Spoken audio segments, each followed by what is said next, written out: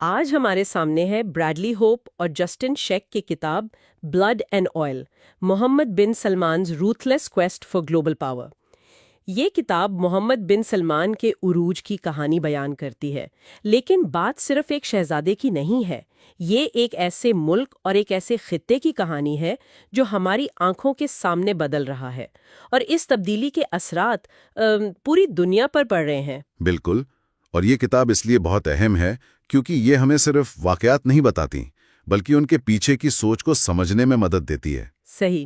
یہ صرف تیل اور دولت کی کہانی نہیں، بلکہ یہاں ہمیں ماڈرن سوچ، پرانی روایتوں اور آپ کہہ سکتے ہیں خطرناک ارادوں کی ایک جنگ نظر آتی ہے۔ یہ کہانی ہے کہ کیسے ایک نوجوان شہزادے نے طاقت کے پرانے اصول توڑے اور ایک نیا سعودی عرب بنانے کا منصوبہ بنایا، چاہے اس کی کوئی بھی قیمت کیوں نہ چکانی پڑے۔ تو چلے اس کہانی کو شروع سے شروع کرتے ہیں۔ Chapter 1، The King is Dead۔ سب کچھ بدلنے سے پہلے سعودی عربیہ تھا کیسا؟ کتاب ہمیں دسمبر 2014 میں لے جاتی ہے، جب شاہ عبداللہ بستر مرگ پر تھے۔ دیکھیں، اس وقت کا سعودی عرب تضادات سے بھرا ہوا تھا۔ ایک طرف تو یہ ایک جدید ملک تھا جو تیل کی دولت سے بنا تھا، لیکن سماجی طور پر بہت خدامت پسند تھا۔ جی، یہ وہابیت کی بنیاد پر قائم تھا، یعنی اسلام کی ایک انتہائی خدامت پسندانہ تشریح۔ شہروں میں سرعام سزائے موت دی جاتی تھی، خواتین پر ڈرائیونگ جیسی سخت پابندیاں تھیں۔ لیکن دوسری طرف اسی ملک کے نوجوان دنیا میں سب سے زیادہ انٹرنیٹ استعمال کرنے والوں میں شامل تھے۔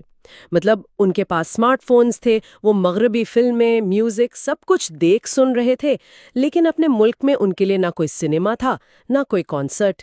یہ تو بڑی عجیب صورتحال ہے۔ یہی تو وہ تناؤ تھا جو اندر ہی اندر پک رہا تھا۔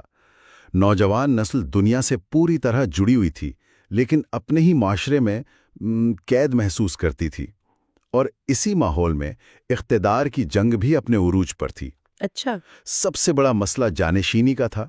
اب تک بادشاہت بانی ابن سعود کے بیٹوں میں ایک بھائی سے دوسرے بھائی کو منتقل ہوتی آئی تھی۔ جی۔ لیکن اب وہ نسل ختم ہو رہی تھی، اور اگلی نسل میں سینکڑوں شہزادے تھے۔ سوال یہ تھا کہ اگلا بادشاہ کون بنے گا اور کیسے بنے گا؟ اور اسی غیر یقینی صورتحال میں کتاب ہمیں کہانی کے مرکزی کرداروں سے ملواتی ہے۔ ایک طرف تھے ولی عہد سلمان، جو اگلے بادشاہ بننے والے تھے، اور ان کے نوجوان بیٹے محمد بن سلمان یعنی MBS، اور دوسری طرف تھے شاہ عبداللہ کے بیٹے اور شاہی دربار کے چیف خالد التویجری۔ مجھے یہ بات بہت دلچسپ لگی کہ التویجری شاہی خاندان سے نہیں تھے، لیکن ان کے پاس اتنی طاقت تھی کہ لوگ انہیں مذاق میں کنگ خالد کہتے تھے۔ یہ کیسے ممکن ہوا؟ کیونکہ وہ بادشاہ کی آنکھ اور کان تھے۔ شاہ عبداللہ بوڑھے اور بیمار تھے، اور التویجری ان کے نام پر تمام فیصلے کرتے تھے۔ وہ ایک گیٹ کیپر بن چکے تھے جس کی مرضی کے بغیر کوئی کام نہیں ہو سکتا تھا۔ اچھا۔ اور ان کا منصوبہ یہ تھا کہ شاہ عبداللہ کی موت کی خبر کو کچھ دیر خفیہ رکھا جائے تاکہ وہ اپنی مرضی کے شہزادے کو آگے لا سکیں، اور سلمان اور خاص طور پر ان کے بیٹے MBS کا راستہ ہمیشہ کے لیے بند کر دیں۔ لیکن MBS جو اس وقت صرف 29 سال کے تھے، وہ اس کھیل کے لیے تیار تھے۔ کتاب بتاتی ہے کہ ان کا اپنا ایک جاسوسی نیٹ ورک تھا جس نے انہیں خبردار کر دیا۔ جی۔ اور انہوں نے دباؤ ڈال کر بادشاہ کو صحرا کے کیمپ سے ریاض کے ہسپتال منتقل کروایا تاکہ التویجری اپنی کوئی چال نہ چل سکے۔ اور پھر وہ لمحہ آیا جس نے سعودی سیاست کی تاریخ بدل دی۔ شاہ عبداللہ کے انتقال کے بعد جب نئے بادشاہ سلمان ہسپتال پہنچے تو انہوں نے سب کے سامنے خالد التویجری کو ایک زوردار تھپڑ مارا۔ سب کے سامنے؟ جی، سب کے سامنے۔ یہ صرف ایک تھپڑ نہیں تھا، یہ ایک پیغام تھا۔ یہ سعودی سیاست کا پرانا طریقہ، یعنی بند دروازوں کے پیچھے اتفاق رائے سے فیصلے کرنا، اسے یکسر مسترد کرنے کا اعلان تھا۔ یہ اس بات کا اشارہ تھا کہ اب فیصلے ایک شخص کرے گا اور سرعام کرے گا۔ پرانا دور ختم ہو چکا تھا۔ اور اس نئی بساط پر پہلا مہرہ محمد بن سلمان نے خود چلا۔ Chapter 2، MBS۔ اقتدار میں آنے کے صرف 8 ہفتوں کے اندر بطور وزیر دفاع انہوں نے اپنے جرنیلوں کو حکم دیا، سینڈ ان دی F-15s۔ یہ یمن پر حملے کا حکم تھا، سعودی تاریخ کی سب سے بڑی فوجی مہم۔ اقتدار میں آتے ہی اتنا بڑا فوجی فیصلہ، کیا یہ ایک سوچا سمجھا قدم تھا یا جلد بازی میں کیا گیا ایک خطرناک فیصلہ؟ میرے خیال میں یہ دونوں چیزیں تھیں۔ ایک طرف تو یمن میں ایران کے حمایت یافتہ حوثی باغی تیزی سے آگے بڑھ رہے تھے اور یہ سعودی عرب کے لیے ایک حقیقی خطرہ تھا۔ لیکن اس حملے کا مقصد صرف حوثیوں کو روکنا نہیں تھا، اس کے دو اور بڑے مقاصد تھے۔ اچھا؟ پہلا، ایران کو ایک واضح پیغام دینا کہ اب سعودی عرب خطے میں خاموش تماشائی نہیں بنے گا، اور دوسرا، خود سعودی فوج اور اسٹیبلشمنٹ کے اندر اپنی دھاک بٹھانا۔ MBS یہ دکھانا چاہتے تھے کہ وہ فیصلے کرنے والے لیڈر ہیں جو خطرہ مول لینے سے نہیں ڈرتے۔ لیکن آپریشن ڈیسائزو سٹارم نامی یہ جنگ شروع میں ہی مشکلات کا شکار ہو گئیں۔ سعودی فوج کے پاس جدید ترین امریکی ہتھیار تو تھے، لیکن ان میں کوآرڈینیشن کی شدید کمی تھی اور وہ اس طرح کی جنگ کے لیے تیار نہیں تھے۔ بالکل۔ اس سے MBS کی شخصیت کا ایک پہلو سامنے آیا کہ وہ بڑے اور تیز فیصلے تو کرتے ہیں، لیکن شاید نتائج پر پوری طرح غور نہیں کرتے۔ یہ سمجھنے کے لیے کہ ان کی شخصیت ایسی کیوں ہے، کتاب ہمیں ان کے ماضی میں لے جاتی ہے۔ ان کی زندگی کا پہلا بڑا شوق 15 سال کی عمر میں آیا، جب انہیں احساس ہوا کہ ان کے والد شہزادہ سلمان شاہی خاندان کے معیار کے مطابق امیر نہیں بلکہ قرض میں ڈوبے ہوئے ہیں۔ اس احساس نے انہیں بدل دیا اور ان کے اندر دولت اور طاقت حاصل کرنے کی شدید خواہش پیدا کی۔ انہوں نے کاروبار میں بھی قسمت آزمائی، سٹاک مارکیٹ میں پیسے ڈبوئے، لیکن پھر ریئل اسٹیٹ میں اپنے والد کے نام اور اثر و رسوخ کو استعمال کر کے پیسہ بنانا سیکھا۔ یہیں سے انہیں طاقت کے کھیل کی سمجھ آئی۔ بالکل، اور ان کی تربیت کا سب سے اہم پہلو یہ تھا کہ جب ان کے بڑے سوتیلے بھائی اعلیٰ تعلیم کے لیے مغرب گئے ہوئے تھے، MBS ریاض میں اپنے والد کی مجلس میں بیٹھتے تھے۔ اچھا۔ وہاں وہ دیکھتے تھے کہ قبائلی رہنما، تاجر اور علماء کیسے ان کے والد سے ملنے آتے ہیں، کیسے سودے ہوتے ہیں، اور طاقت کا نظام اصل میں چلتا کیسے ہے۔ یعنی انہوں نے یہ سب کچھ عملی طور پر سیکھا؟ جی، کتابوں سے نہیں بلکہ عملی طور پر۔ اور ان کی شہرت بے شروع سے ہی کافی متنازع رہی۔ کتاب میں ذکر ہے کہ مخالفین انہیں اسٹرے بیئر کہتے تھے، اور ایک زمین کے تنازع پر ایک سرکاری اہلکار کو لفافے میں گولی بھیجنے پر انہیں ابو رصاصاں یعنی فادر آف دا بلٹ کا لقب ملا۔ یہ تو سیدھی سیدھی دھمکی تھی۔ جی، اور انہوں نے کبھی اس امیج کو چھپانے کی کوشش نہیں کی۔ انہوں نے اپنے ایک استاد کو بتایا تھا کہ ان کا رول ماڈل میکیاویلی ہے، جس کا فلسفہ تھا کہ حکمران کو طاقت حاصل کرنے اور اسے برقرار رکھنے کے لیے کچھ بھی کرنا پڑے وہ جائز ہے۔ واہ! والد کے بادشاہ بننے کے بعد انہوں نے اسی فلسفے پر عمل کیا۔ انہوں نے تیزی سے تمام اہم عہدے اپنے کنٹرول میں لے لیے۔ وہ کونسل آف اکنامک افیئرز کے چیئرمین بنے، جس سے ملکی معیشت ان کے ہاتھ میں آ گئی۔ سرکاری تیل کمپنی سعودی ارامکو کا کنٹرول سنبھالا اور آخرکار ڈپٹی کراؤن پرنس بن گئے۔ یعنی چند ہی مہینوں میں ملک کا پورا معاشی اور فوجی نظام ایک شخص کے ہاتھ میں آ گیا۔ بالکل۔ تو ایک طرف وہ ملک کے اندر اپنی طاقت کو مضبوط کر رہے تھے اور خود کو ایک سنجیدہ ریفارمر کے طور پر پیش کر رہے تھے، لیکن پھر کتاب ہمیں ان کی نجی زندگی کی ایک بالکل مختلف تصویر دکھاتی ہے۔ چیپٹر 3 پارٹی ان مالدیوز، جولائی 2015، مالدیو کا ایک پرائیویٹ جزیرہ، ایک ایسی پارٹی جس کی تفصیلات کسی ہالی ووڈ فلم کی طرح لگتی ہیں۔ یہ واقعی ناقابل یقین تھا۔ ویلا پرائیویٹ آئی لینڈ نامی اس جزیرے کو تقریباً $50 ملین میں ایک مہینے کے لیے بک کیا گیا۔ $50 ملین؟ جی، برازیل اور روس سے تقریباً 150 ماڈلز کو لایا گیا، اور جزیرے پر پہنچتے ہی ان سب کا پہلا کام STD ٹیسٹ کروانا تھا۔ او خدایا! رازداری کا یہ عالم تھا کہ عملے کو بھی اسمارٹ فون استعمال کرنے کی اجازت نہیں تھی تاکہ کوئی تصویر یا ویڈیو لیک نہ ہو جائے۔ پٹ بل اور گینگ نام اسٹائل والے سائے جیسے عالمی ستاروں کو پرفارم کرنے کے لیے بلایا گیا۔ یہ تو ایک بہت بڑا سیاسی رسک تھا۔ ایک طرف آپ خود کو شاہی خاندان کی فضول خرچیوں کے خلاف ایک مسئلے کے طور پر پیش کر رہے ہیں، اور دوسری طرف آپ ایسی پارٹی کر رہے ہیں۔ اگر اس کی خبر باہر آ جاتی تو ان کی ساخت کو کتنا نقصان پہنچتا، خاص طور پر نوجوانوں میں جن کی حمایت وہ حاصل کرنا چاہتے تھے۔ بالکل، اور اسی پارٹی میں ایک چھوٹا سا واقعہ پیش آیا جو ان کی شخصیت کے بارے میں بہت کچھ بتاتا ہے۔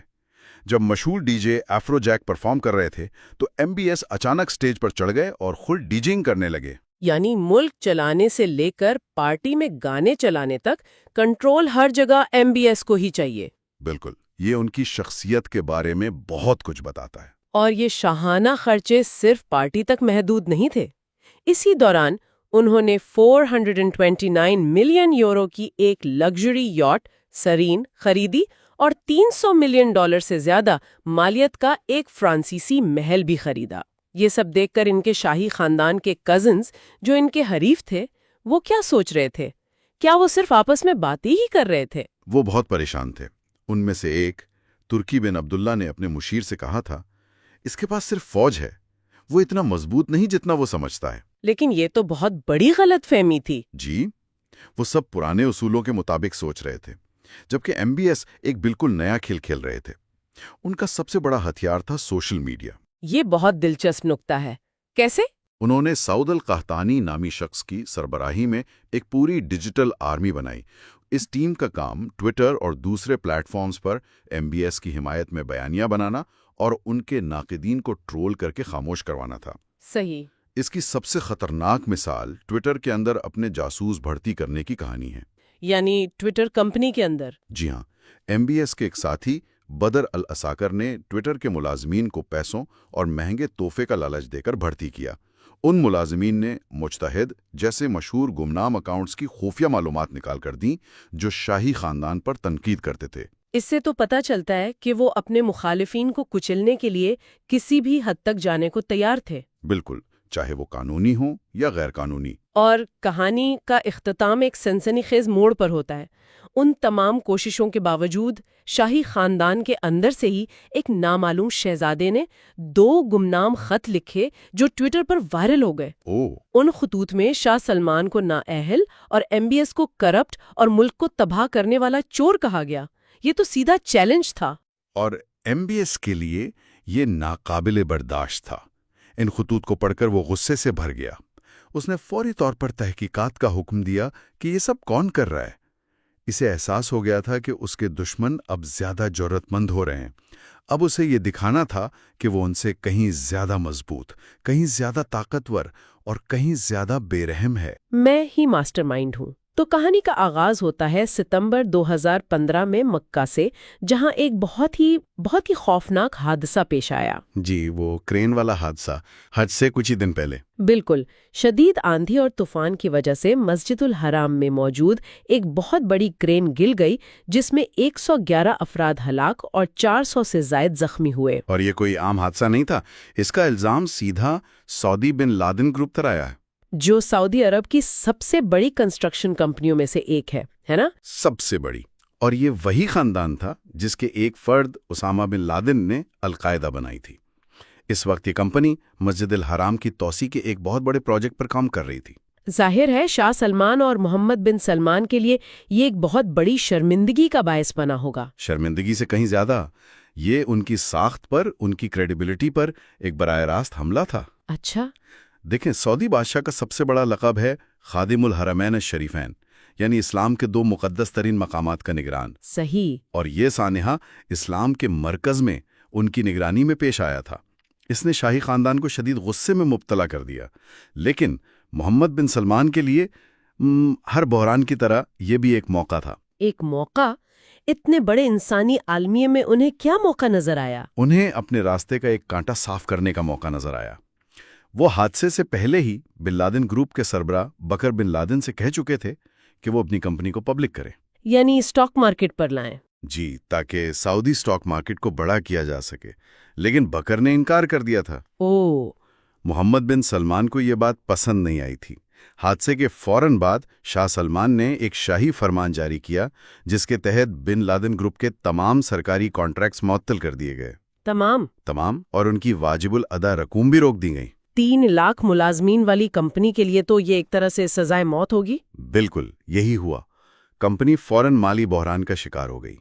محمد بن سلمان نے بن لادن خاندان کے اہم افراد پر ٹریول بین بھی لگا دیا۔ اور اسی دوران دوسری کمپنیوں کا کیا حال تھا؟ ایک اور بڑی کمپنی تھی سعودی اوجر، جو لبنانی حریری خاندان کی ملکیت تھی۔ وہ بھی مشکلات کا شکار تھی۔ اس کے سربراہ سعد حریری، جو لبنان کے وزیر اعظم بھی تھے، محمد بن سلمان کو خوش کرنے کی بہت کوشش کر رہے تھے، لیکن شاہ سلمان انہیں بالکل پسند نہیں کرتے تھے۔ تو ایک ایک کر کے پرانے طاقتور کھلاڑیوں کو میدان سے باہر کیا جا رہا تھا۔ بالکل، اور ایک طرف وہ ان بڑی کمپنیوں کو نشانہ بنا رہے تھے اور دوسری طرف محل کے اندر بھی صفائی چل رہی تھی۔ اچھا، وہ کیسے؟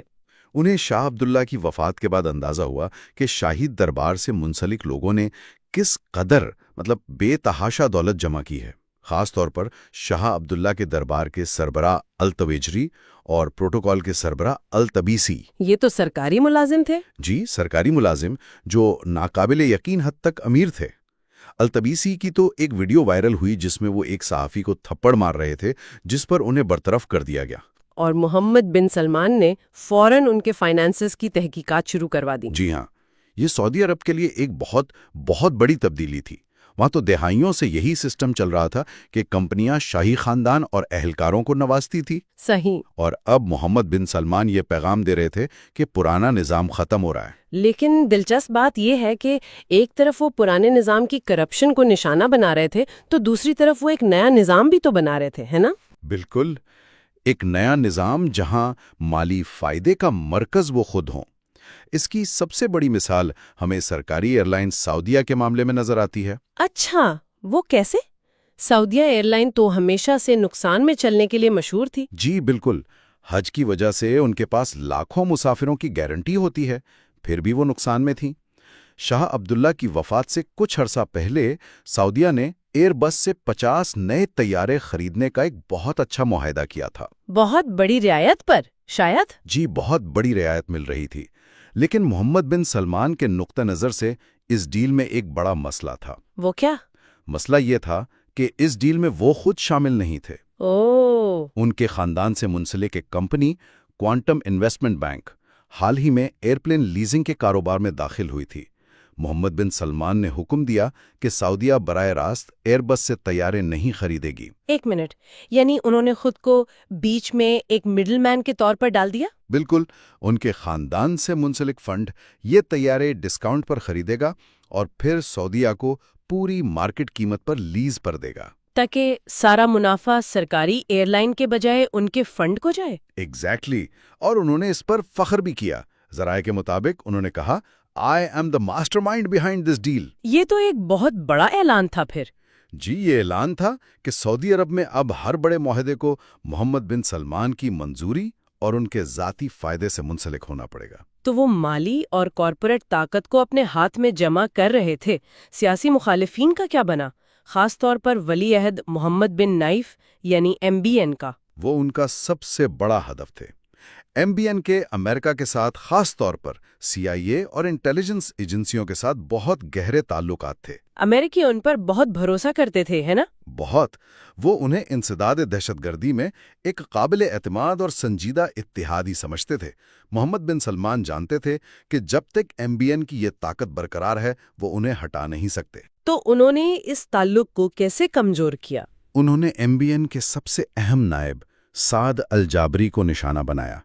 الجابری کے امریکی انٹیلیجنس کے ساتھ براہ راست اور بہترین تعلقات تھے۔ اچھا۔ محمد بن سلمان نے پہلے الجابری کو اپنی طرف کرنے کی کوشش کی، لیکن جب وہ ناکام رہے تو ستمبر 2015 میں جب MBN ملک سے باہر تھے، محمد بن سلمان نے الجابری کو برطرف کر دیا۔ یہ تو MBN کی کھلی توہین تھی۔ بالکل، اور اس بات کا واضح اشارہ تھا کہ ان کی طاقت کی بنیاد یعنی ان کے امریکی تعلقات کو کاٹا جا رہا ہے۔ تو اندرونی طور پر اپنی طاقت مضبوط کرنے کے ساتھ ساتھ اب وہ ملک کی معیشت کو بھی اپنی مرضی کے مطابق ڈھالنے کے لیے تیار تھے۔ جی، اور اس کا سب سے بڑا اعلان آرامکو کے IPO کی صورت میں سامنے آیا۔ باب 5 مجھے میکنزی لا کر دو۔ یہ تو ناقابل یقین لگتا ہے۔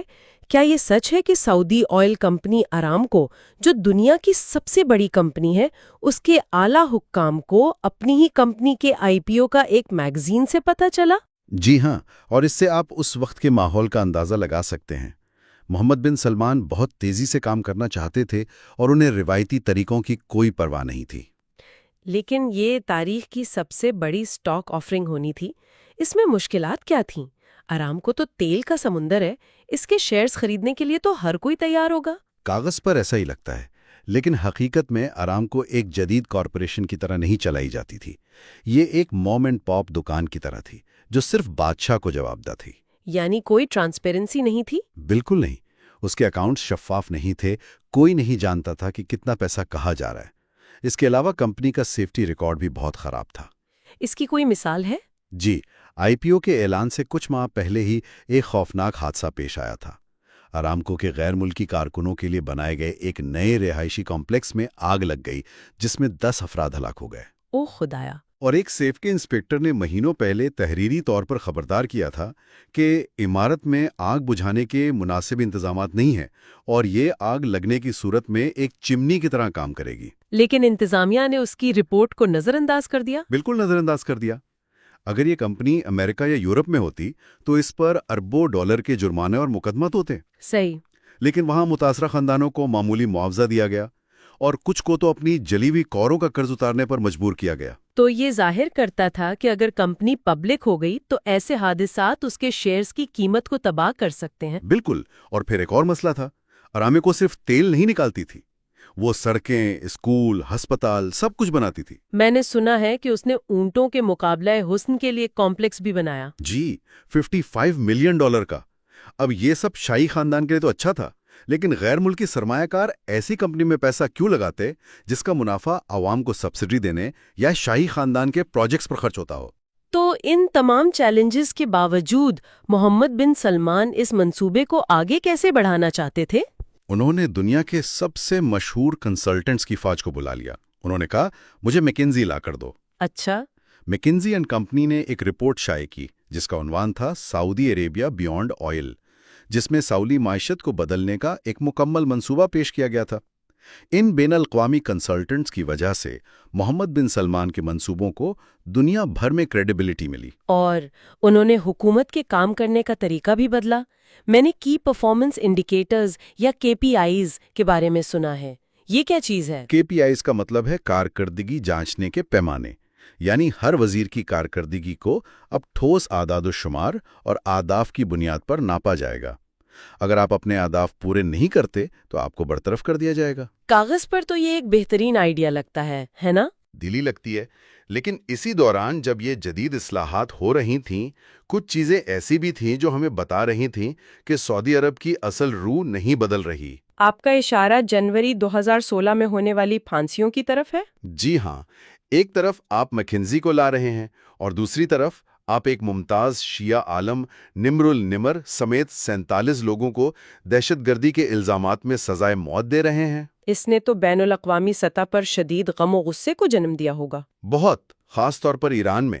یہ دنیا کو ایک ملا جلا پیغام تھا کہ ہم بدل تو رہے ہیں لیکن اپنی شرائط پر، اور اختلاف رائے کی کوئی گنجائش نہیں ہے۔ ان ملے جلے پیغامات پر مغرب کا کیا رد عمل تھا؟ کیا وہ انہیں اب بھی ایک ریفارمر کے طور پر دیکھ رہے تھے؟ بہت سے بااثر لوگ دیکھ رہے تھے۔ امریکہ کے ریٹائرڈ جنرل اور سابق CIA ڈائریکٹر ڈیوڈ پیٹریاس ان سے بہت متاثر ہوئے۔ اچھا؟ محمد بن سلمان نے انہیں اپنے ویژن 2030 پلان کے بارے میں تفصیل سے بتایا اور پیٹریاس ان کی توانائی سے حیران رہ گئے۔ جلد ہی دنیا بھر کے بڑے بڑے بینکرز ارامکو IPO میں حصہ لینے کے لیے ریاض کا رخ کرنے لگے۔ لیکن کیا محمد بن سلمان خود ان کنسلٹنٹس پر بھروسہ کرتے تھے؟ شروع میں کرتے تھے، لیکن جلد ہی وہ ان پر شک کرنے لگے۔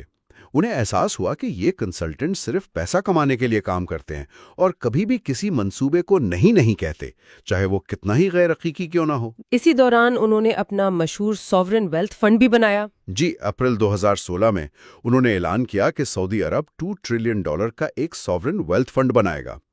اس فنڈ نے اپنی پہلی بڑی سرمایہ کاری اوبر میں کی، $3.5 بلین۔ اور پھر وہ سلیکون ویلی بھی گئے؟ جی ہاں، انہوں نے مارک زکربرگ جیسے بڑے ناموں سے ملاقات کی، لیکن وہاں کے وینچر کیپٹلسٹ یعنی VCs نے زیادہ دلچسپی نہیں دکھائی۔ کیوں؟ ان کے درمیان ایک ثقافتی تصادم تھا۔ VCs چھوٹے، سوچ سمجھ کر انویسٹمنٹس کرتے ہیں، جبکہ محمد بن سلمان فوری طور پر اربوں ڈالر کی بڑی سرمایہ کاری کرنا چاہتے تھے۔ سلیکون ویلی کے لوگوں کو لگا کہ یہ پیسہ ڈم منی ہے، یعنی ایسا پیسہ جس کے پیچھے زیادہ سوچ نہیں۔ جی۔ بابجی چھٹا، کیپٹن سعود، تو ایک طرف وہ دنیا کو ایک نئے جدید سعودی عرب کا چہرہ دکھا رہے تھے، لیکن دوسری طرف پرانے بے رحم طریقے بھی استعمال ہو رہے تھے۔ جی، اور اس کی سب سے خوفناک مثال ہمیں فروری 2016 کے ایک واقعے میں ملتی ہے جس میں ایک سعودی شہزادہ شامل ہے، شہزادہ سلطان بن ترکی ال ثانی۔ یہ کون تھے؟ وہ اس وقت پیرس میں تھے جب شاہی دربار نے انہیں قاہرہ جانے کے لیے ایک خصوصی طیارہ بھیجا۔ لیکن اس طیارے اور اس کے عملے کے بارے میں کچھ چیزیں شروع سے ہی بہت عجیب تھی۔ کیا عجیب تھا؟ پائلٹ کا نام کیپٹن ساؤتھ تھا، لیکن اسے جہاز کے بارے میں بنیادی باتیں بھی معلوم نہیں تھی۔ عملے میں 19 مرد تھے جو معمول سے تقریباً دگنے تھے، اور ان میں سے زیادہ تر سیکیورٹی اہلکار لگ رہے تھے۔ تو ان کی اپنی سیکیورٹی ٹیم نے کچھ نہیں کہا؟ ان کی ٹیم نے انہیں فوراً خبردار کیا کہ یہ ایک جال ہے اور انہیں اس جہاز پر ہرگز سوار نہیں ہونا چاہیے۔ تو پھر وہ جہاز پر سوار کیوں ہوئے اگر ان کی اپنی ٹیم انہیں منع کر رہی تھی؟ اس کے لیے ہمیں شہزادہ سلطان کے ماضی کو سمجھنا ہوگا۔ وہ پہلے بھی شاہی خاندان کے غضب کا شکار ہو چکے تھے۔ 2003 میں جب انہوں نے سعودی عرب میں کرپشن کے خلاف آواز اٹھائی تو انہیں جنیوا میں اغوا کر کے ریاض لے جایا گیا تھا۔ کیا؟ یعنی انہیں پہلے بھی اغوا کیا جا چکا تھا؟ جی ہاں، اور اس اغوا کے دوران انہیں شدید جسمانی نقصان پہنچا، جس کے بعد وہ 11 سال تک سعودی عرب میں قید رہے۔ 2014 میں صحت کی خرابی کی وجہ سے انہیں علاج کے لیے امریکہ جانے کی اجازت ملی، جہاں سے وہ دوبارہ یورپ چلے گئے۔ اور یورپ پہنچ کر انہوں نے محمد بن سلمان سے اپنے اغوا کا معاوضہ مانگا؟ جی، اور جب محمد بن سلمان نے انکار کیا تو سلطان نے سوئٹزرلینڈ کی ایک عدالت میں شاہی خاندان کے خلاف مقدمہ دائر کر دیا۔ یہ تو بہت بڑا قدم تھا۔ اور وہ یہیں نہیں رکے، انہوں نے اپنے چچاؤں کو 2 گمنام خطوط لکھے جن میں انہوں نے شاہ سلمان کو نااہل اور محمد بن سلمان کو کرپٹ قرار دیا۔ یہ خطوط دی گارڈین اخبار کو لیک ہو گئے۔ ہر کوئی سمجھ رہا ہوگا کہ اب سلطان کی خیر نہیں۔ لیکن پھر ایک حیرت انگیز بات ہوئی۔ ان خطوط کے لیک ہونے کے فوراً بعد شاہی دربار سے ان کے اکاؤنٹ میں $2 ملین سے زیادہ رقم آ گئی۔ کیا؟ سلطان کو لگا کہ ان کی دباؤ ڈالنے کی حکمت عملی کامیاب ہو گئی ہے۔ اس لیے جب ان کے والد نے انہیں قاہرہ بلایا اور شاہی دربار نے یہ خصوصی طیارہ بھیجا تو انہوں نے اسے مفاہمت کی علامت سمجھا۔ انہیں لگا کہ وہ جیت گئے ہیں۔ اور انہوں نے اپنی سیکیورٹی ٹیم کے انتباہ کو نظر انداز کر دیا؟ بالکل، وہ اپنے درجن بھر ملازمین کے ساتھ طیارے میں سوار ہو گئے۔ پرواز کو 2 گھنٹے گزرے ہی تھے کہ اچانک کیبن کی اسکرینیں جو پرواز کا راستہ دکھا رہی تھی بند ہو گئی۔ اوہ، یہ تو بہت خوفناک ہے۔ جی، اور جب جہاز نے نیچے اترنا شروع کیا اور کھڑکی سے باہر قاہرہ کی روشنیاں نہیں بلکہ ریاض کا صحرا نظر آیا، اس وقت انہیں سمجھ آیا کہ ان کے ساتھ دھوکہ ہوا ہے۔ طیارے میں تو افراتفری مچ گئی ہوگی۔ بالکل، شہزادہ سلطان نے چیخ کر اپنی بندوق مانگی لیکن ان کے گارڈ نے انکار کر دیا۔ جیسے ہی جہاز لینڈ ہوا، سعودی اہلکار اندر داخل ہوئے اور سلطان کو گھسیٹ کر اپنے ساتھ لے گئے، اور ان کے عملے نے انہیں اس کے بعد کبھی نہیں دیکھا۔ یہ تو کسی فلم کی کہانی لگتی ہے۔ ان کے غیر ملکی عملے کا کیا بنا؟ انہیں 3 دن تک ریاض کے ایک ہوٹل میں رکھا گیا۔ چوتھے دن انہیں ایک دفتر میں لے جایا گیا جہاں ایک شخص روایتی عربی لباس میں بیٹھا تھا۔ یہ وہی کیپٹن ساؤتھ تھا۔ لیکن اس بار پائلٹ کی یونیفارم میں نہیں۔ نہیں، اس نے اپنا تعارف کروایا، میں سعود القحطانی ہوں اور میں شاہی دربار میں کام کرتا ہوں۔ سعود القحطانی، یہ نام تو بعد میں بہت سنا گیا۔ یہ وہی شخص ہے نا؟ جی ہاں، یہ وہی سعود القحطانی ہیں۔ اس وقت وہ صرف محمد بن سلمان کا سوشل میڈیا مینیجر نہیں تھا، بلکہ ان کا ایک اہم تارندہ بن چکا تھا جو ان کے لیے ایسے حساس اور جارحانہ کام انجام دیتا تھا۔ اس نے سلطان کے غیر ملکی عملے سے نان ڈسکلوجر اگریمنٹس پر دستخط کروائے، کچھ کو پیسے دیے اور انہیں خاموشی سے واپس ان کے ملک بھیج دیا۔ یہ واقعہ تو ظاہر کرتا تھا کہ محمد بن سلمان اپنے مخالفین کو خاموش کرنے کے لیے کسی بھی حد تک جا سکتے ہیں، چاہے وہ ان کے اپنے خاندان سے ہی کیوں نہ ہو۔ بالکل، یہ ایک بہت واضح پیغام تھا۔ بلنس تو کہانی شروع ہوتی ہے سپٹمبر 2016 سے اور ایک کردار سے جس کا نام ہے نزار البسام۔ جی، نزار ایک بینکر تھا ڈوائچے بینک میں، اور وہ تقریباً 2 سال سے محمد بن سلمان کے ساتھ بزنس کرنے کی کوشش کر رہا تھا۔ اور اس کی خاصیت یہ تھی کہ وہ بڑے شاندار لنچز کا اہتمام کرتا تھا طاقتور لوگوں تک پہنچنے کے لیے۔ بالکل، وہ تھا تو سعودی، لیکن اس کی پرورش اور تعلیم امریکہ میں ہوئی، تو وہ دونوں کلچرز کو سمجھتا تھا۔ اچھا، اور اسی دوران محمد بن سلمان نے ایک بہت بڑا اعلان کیا تھا پبلک انویسٹمنٹ فنڈ یعنی PIF کے بارے میں۔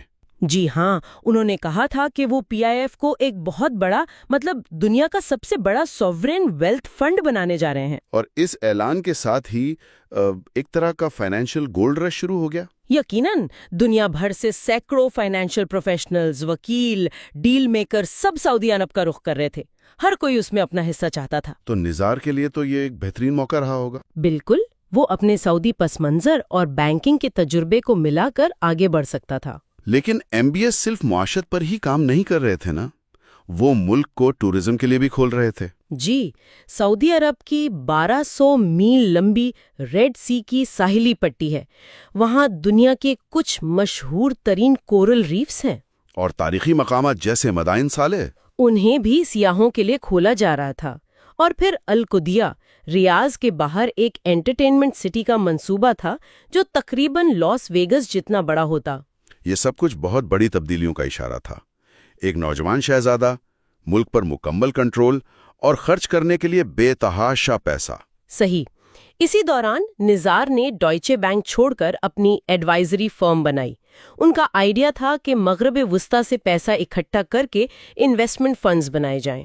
اور اسی کوشش میں ان کی ملاقات جاپان کی ٹیک کمپنی سافٹ بینک کے راجیو مسرا سے ہوئی۔ جی، راجیو ایک فائنینشیل انجینئر تھا اور اسے قرض اور رسک لینے کا بہت شوق تھا۔ راجیو نے ہی نزار کو سافٹ بینک کے بانی ماسایوشی سن سے ملوایا۔ ماسا، ان کی اپنی کہانی بھی بہت دلچسپ ہے۔ 2000 میں .com ببل کے دوران وہ کچھ وقت کے لیے دنیا کے امیر ترین شخص بنے تھے، لیکن پھر ان کی زیادہ تر دولت ڈوب گئی۔ مگر 2000 میں ہی انہوں نے چینی کمپنی علی بابا میں $20 ملین کی سرمایہ کاری کی تھی، جو 2014 تک $74 بلین بن چکی تھی۔ واہ! ماسا کا ماننا تھا کہ دنیا سنگولیرٹی کی طرف بڑھ رہی ہے۔ سنگولیرٹی، اس سے ان کی کیا مراد تھی؟ مطلب وہ لمحہ جب ٹیکنالوجی کی ترقی خود اپنی زندگی اختیار کر لیتی ہے۔ وہ اس پر ایک بہت بڑا داؤ لگانا چاہتے تھے۔ تو راجیو اور نزار نے مل کر ایک آئیڈیا بنایا، پروجیکٹ کرسٹل بال۔ جی، یہ $20 بلین کا فنڈ تھا جو ٹیک سٹارٹ اپس میں سرمایہ کرتا۔ اور انہوں نے یہ آئیڈیا سب سے پہلے قطر کو پیش کیا۔ ہاں، لیکن جب ماسایوشی سون قطر پہنچے تو انہوں نے نزار کو بتایا کہ فنڈ اب 20 بلین کا نہیں بلکہ $100 بلین کا ہوگا۔ بالکل، انہوں نے موقع پر ہی سائز 5 گنا بڑھا دیا۔ $100 بلین، یہ تو تاریخ کا سب سے بڑا فنڈ ہوتا۔ جی، ماسائی نے کہا اگر مجھے فنڈ بنانا ہے تو وہ اتنا بڑا ہونا چاہیے کہ پوری ٹیکنالوجی کی دنیا کو ہلا کر رکھ دے۔ تو قطریوں کا کیا رد عمل تھا؟ وہ متاثر تو ہوئے لیکن بات آگے نہیں بڑھی۔ تب نزار کو یقین تھا کہ اس لیول کے آئیڈیا کے لیے صرف ایک ہی شخص تیار ہو سکتا ہے، محمد بن سلمان۔ بالکل، اور قسمت سے محمد بن سلمان انہی دنوں ٹوکیو کے دورے پر تھے۔ تو ملاقات ہوگی؟ کافی کوششوں کے بعد نزار نے پی آئی ایف کے سربراہ یاسر سے ملاقات کا وقت لیا۔ یاسر نے آدھے گھنٹے میں پچ سنی اور کہا یہ دلچسپ ہے، مجھے ڈپٹی کراؤن پرنس سے بات کرنی ہوگی۔ اور پھر آخرکار محمد بن سلمان نے ماسایوشی سون سے ملاقات پر رضامندی ظاہر کر دی۔ جی، اور یہ ایک بہت ہی سادہ سی میٹنگ تھی۔ ماسایوشی نے آئی پیڈ پر پریزنٹیشن دی۔ اور ایم بی ایس کا کیا کہنا تھا؟ انہوں نے کہا کہ وہ اپنی ٹیم سے اس پر بات کر چکے ہیں اور وہ اس نئے فنڈ میں کارنر سٹون انویسٹر بننا چاہتے ہیں۔ مطلب سب سے بڑے سرمایہ کار۔ جی، انہوں نے کہا کہ یہ ان کی ویژن 2030 کے لیے بالکل پرفیکٹ ہے۔ اور یہ ڈیل کتنی دیر میں ہوئی؟ صرف 45 منٹ کی میٹنگ میں $45 بلین کی کمٹمنٹ ہو گئی۔ $1 بلین فی منٹ؟ جی، ماسایوشی سون اسے بڑے فخر سے کہتے تھے 45 بلین ان 45 منٹس۔ ناقابل یقین۔ لیکن اسی میٹنگ کے بعد ایم بی ایس نے ماسایوشی کو ایک اور پروجیکٹ کے بارے میں بھی بتایا، نیوم۔ جی، نیوم، ایک بالکل نیا شہر جسے شروع سے بنایا جانا تھا اور جس کے ڈی این اے میں ٹیکنالوجی تھی۔ یہ شہر تو کسی سائنس فکشن ناول کی طرح لگتا ہے، فلائنگ روبوٹ ٹیکسیاں، اینیمیٹرونک جوراسک پارک، اور یہاں تک کہ ایک مصنوعی چاند جو ہر رات روشن ہوتا۔ اچھا، لیکن کیا یہ سب سنجیدہ تھا یا صرف آئیڈیاز تھے؟ نہیں، بالکل سنجیدہ تھا۔ اس کے پیچھے ایک مقصد تھا۔ ایم بی ایس اس کے ذریعے سعودی عرب کی پرانی بیوروکریسی اور سخت قوانین کو بائی پاس کرنا چاہتے تھے۔ ایک ماڈل شہر بنانا چاہتے تھے جو غیر ملکی سرمایہ کاروں کو بھی متوجہ کرے۔ جی، اور وہ جسے اکنامک لیکیج کہتے تھے، یعنی سعودی پیسہ جو ملک سے باہر خرچ ہو رہا تھا، نیوم اس کا بھی حل تھا۔ تو انہوں نے میکنزی BCG جیسی بڑی کنسلٹنسی فرمز کو ہائر کیا؟ جی، تاکہ ان آئیڈیاز کو حقیقت میں بدلا جا سکے، اور $500 بلین کے پروجیکٹ کے لیے وہ شہزادے کو وہی سنانے کے لیے تیار تھے جو وہ سننا چاہتا تھا۔ اب آتے ہیں باب 8 پر، لٹل اسپارٹا، دسمبر 2016۔ جی، ابوظہبی کے کراؤن پرنس محمد بن زائد، جنہیں MBZ کہا جاتا ہے، مینہٹن کے ٹرمپ ٹاور میں ایک خفیہ میٹنگ کے لیے پہنچے۔ اور ان سے ملنے والوں میں سٹیو بینن، جیرڈ کشنر اور مائیکل فلن شامل تھے، یعنی ڈونلڈ ٹرمپ کی ٹیم۔ صحیح۔ میٹنگ میں سٹیو بینن نے کہا، میں یہاں صرف فارسیوں کے بارے میں بات کرنے آیا ہوں۔ فارسیوں؟ ایرانیوں کے بجائے؟ جی، یہ سن کر محمد بن زائد مسکرائے اور بولے، کیا آپ نے فارسی کہا؟ میں 20 سال سے آپ جیسے امریکی کی تلاش میں تھا۔ اچھا، تو فارسی لفظ استعمال کرنا ایک طرح کا کوڈ تھا؟ بالکل، یہ ایک ایسی زبان تھی جسے اماراتی لیڈر سمجھتے تھے۔ دونوں کے لیے ایران عربوں کا پرانا دشمن تھا اور خطے کے لیے خطرہ۔ اور اسی میٹنگ میں MBZ نے ٹرمپ کی ٹیم کو مشورہ دیا۔ جی، انہوں نے کہا آپ کو محمد بن سلمان سے ملنا چاہیے، وہ خطے میں آپ کے منصوبوں کی کنجی ہے۔ تو MBZ نے MBS کو ایک طرح سے امریکہ کے سامنے پیش کیا۔ آپ یہ کہہ سکتی ہیں MBZ نے محمد بن سلمان میں ایک موقع دیکھا۔ انہیں لگا کہ MBS نہ صرف سعودی عرب کو جدید بنا سکتے ہیں بلکہ دونوں مل کر خطے میں ایران کے خلاف ایک بڑی طاقت بن سکتے ہیں۔ لیکن ایک مسئلہ تھا، MBS نے ابھی تک اپنی طاقت کو پوری طرح مستحکم نہیں کیا تھا۔ جی، اصل مسئلہ یہ تھا کہ ان کے حریف کراؤن پرنس محمد بن نائف یعنی MBN کے امریکی حکام کے ساتھ گہرے اور پرانے تعلقات تھے۔ تو پھر انہوں نے MBN کو کیسے سائیڈ لائن کیا؟ یہاں MBZ کی لابنگ مشینری حرکت میں آئی۔ واشنگٹن میں UAE کے سفیر یوسف العتیبہ نے ایک مہم شروع کی۔ اچھا۔ انہوں نے امریکی حکام، پینٹاگون اور وائٹ ہاؤس میں اپنے نیٹ ورک کے ذریعے MBS کے بارے میں بات کرنا شروع کر دیں۔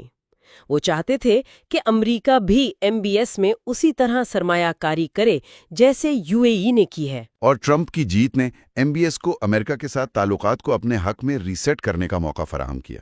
بالکل، بظاہر ٹرمپ کی اسلاموفوبیا پر مبنی مہم مسلم دنیا کے لیے ایک شکست تھی، لیکن MBS نے اسے صرف انتخابی بیان بازی سمجھا۔ انہیں لگا کہ ٹرمپ ایک ایسا شخص ہے جسے تھوڑی سی خوشامد اور کچھ بڑے تجارتی معاہدوں سے جیتا جا سکتا ہے۔ جی، اور اس نئے تعلق میں مرکزی کردار جیرڈ کشنر بنے، ٹرمپ کے داماد۔ جی، سعودی حکام نے ٹرمپ ٹاور میں ان سے ملاقات کی اور تجویز دی کہ ٹرمپ صدر بننے کے بعد اپنا پہلا غیر ملکی دورہ ریاض کا کریں۔ اور کشنر نے بدلے میں کچھ شرائط رکھی۔ صحیح، دہشت گردی بند کریں، ملک کو جدید بنائیں اور خواتین کو زیادہ حقوق دیں، جیسے ڈرائیونگ کی اجازت۔ سعودیوں نے یقین دلایا کہ MBS یہ سب کرنے کا ارادہ رکھتے ہیں۔ لیکن وائٹ ہاؤس کے اندر اس دورے پر اختلاف تھا۔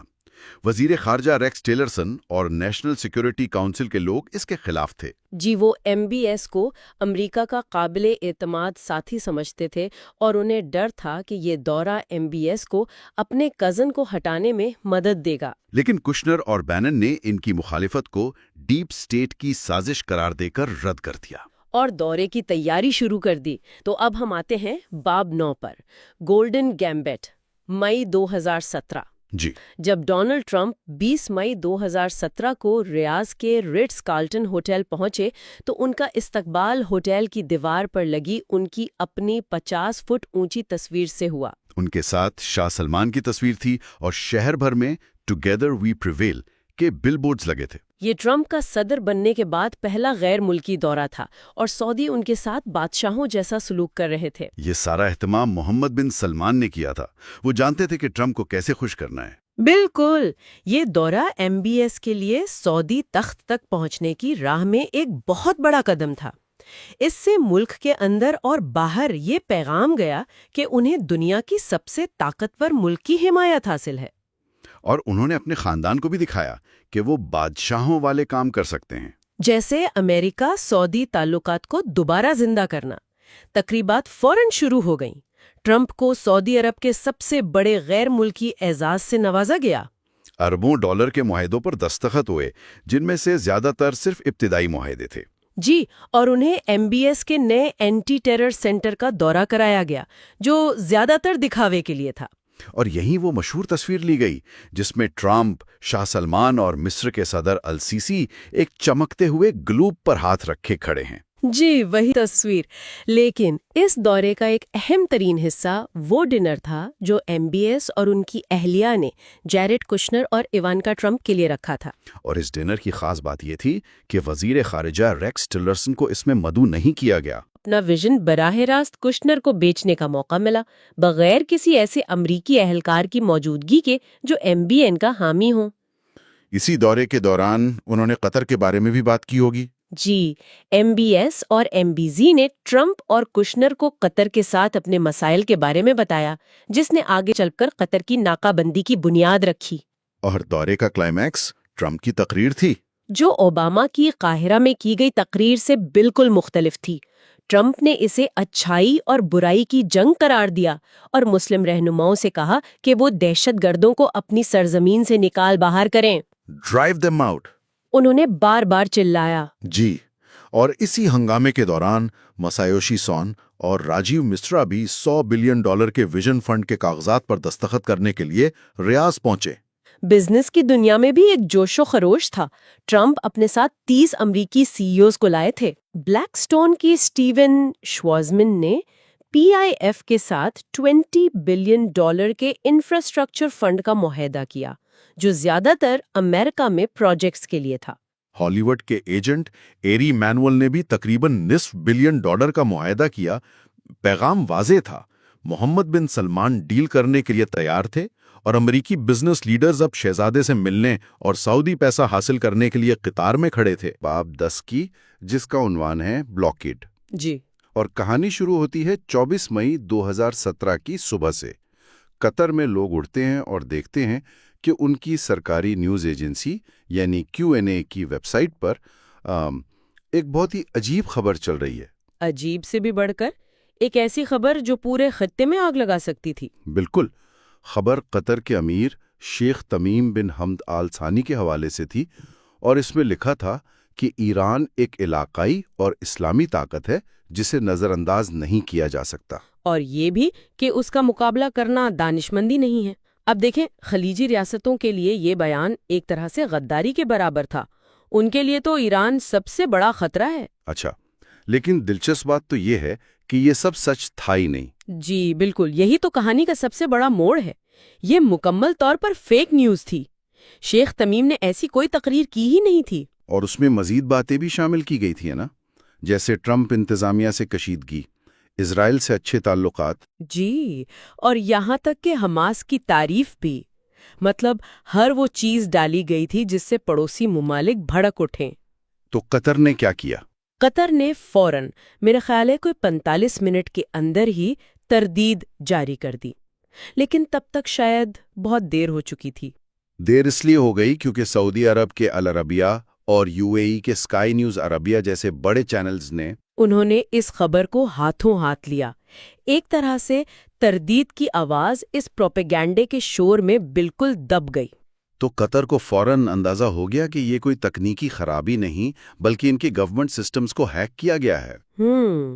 اور ان کا شک سیدھا اپنے پڑوسیوں پر گیا، سعودی عرب اور متحدہ عرب امارات پر. بعد میں فورنزک شواہد سے پتہ چلا کہ یہ ہیکنگ ایک روسی سائبر مرسنری گروپ نے کی تھی.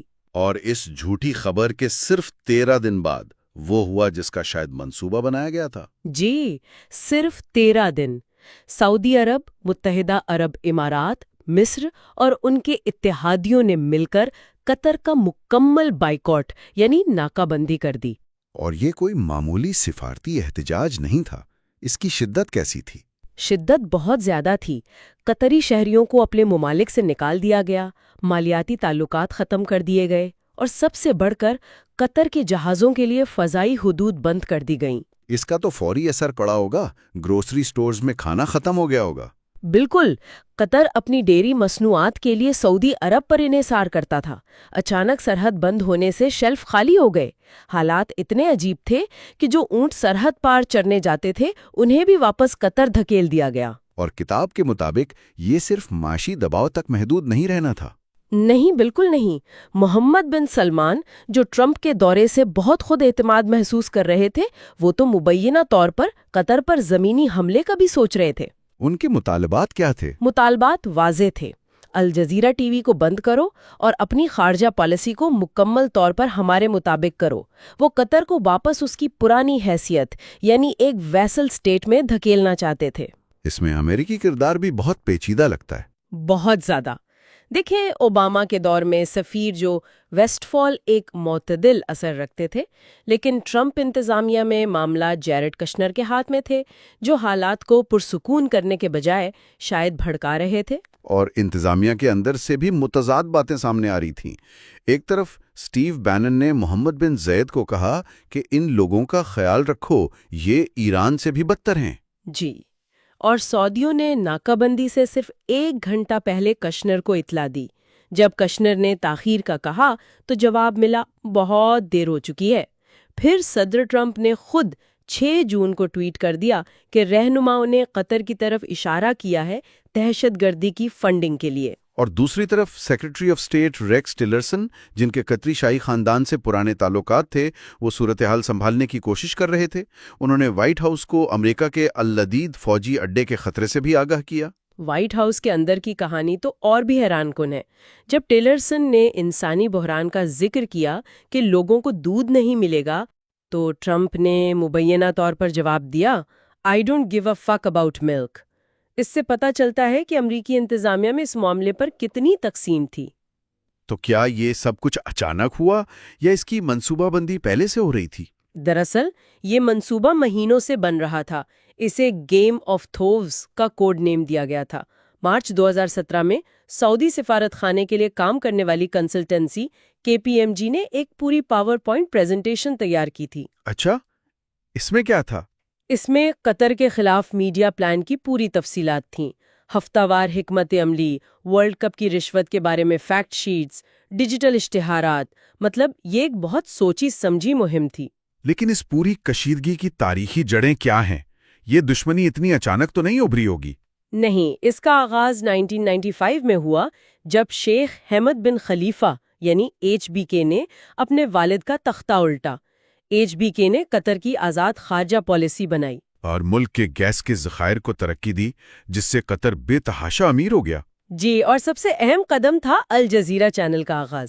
الجزیرہ، جس نے عرب بہار کے دوران مظاہرین کی حمایت کی، جبکہ سعودی عرب اور UAE حسنی مبارک جیسے حکمرانوں کی حمایت کر رہے تھے۔ یہی تو اصل نظریاتی تصادم تھا۔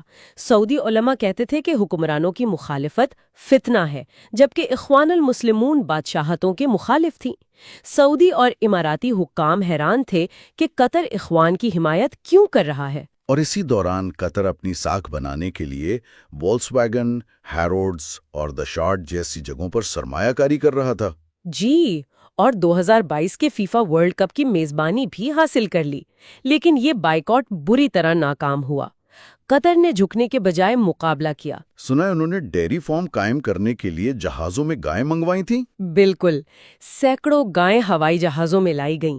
نتیجہ یہ نکلا کہ قطر اپنے مخالفین کے دباؤ میں آنے کے بجائے الٹا ایران اور ترکی کے مزید قریب ہو گیا۔ تو یہ تو تھا بیرونی محاذ۔ اب ہم اگلے باب کی طرف چلتے ہیں، باب 11، سیل ود اے کس۔